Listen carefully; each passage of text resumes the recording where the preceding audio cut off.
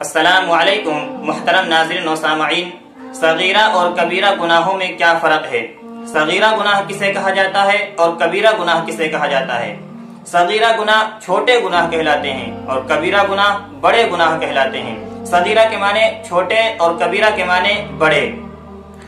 صغیرہ گناہ کا جہاں تک تعلق ہے تو وہ صرف اور صرف اعمال صالحہ سے بھی معاف ہو جاتے ہیں، یعنی اللہ رب العزت ان کو اعمال صالحہ سے آپ نے اچھے عمل کیے اس کے ذریعے بھی معاف کر دے گا۔ اعمال صالحہ جیسے آپ نے نفل روزہ رکھ لیا، یا پھر اسی طریقے سے صدقہ خیرات کر دیا، یا پھر راستے سے تکلیف دہ چیز ہٹا دی، یا کسی کے کچھ کام آ گئے، یہ اعمال صالحہ یعنی اچھے عمل ہیں، ان سے صغیرہ گناہ معاف ہو جاتے ہیں۔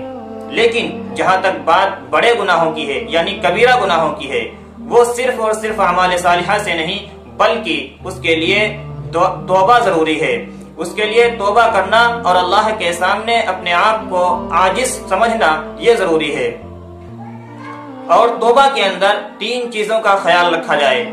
3 چیزیں وہ یہ ہیں کہ نمبر 1، جو گناہ ہم نے کیا اس کے چھوڑنے کا پختہ ارادہ کیا جائے، اور نمبر 2، آئندہ نہ کرنے کا پختہ ارادہ کیا جائے کہ اب ایسا گناہ ہم نہیں کریں گے، اور نمبر 3، اس گناہ پر اللہ کے سامنے اپنے آپ کو خوب رونا، اس گناہ پر اپنے آپ پر خوب رونا اللہ کے سامنے کہ اللہ ہم سے گناہ ہو گیا ہے، معاف فرما دے، اب آئندہ ہم ایسا گناہ کبھی نہیں کریں گے۔ یہ 3 چیزیں کبیرہ گناہ کے توبہ کے لیے ضروری ہیں۔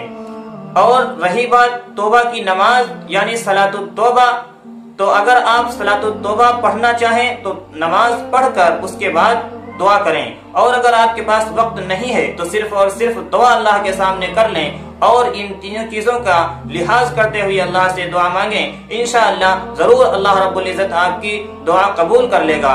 رہی بات صلاۃ التوبہ یعنی توبہ کی نماز کس طریقے سے پڑھی جاتی ہے، تو انشاءاللہ میں آپ کو جلد ہی اس کا طریقہ اور وقت انشاءاللہ قریب ہی بتا دوں گا۔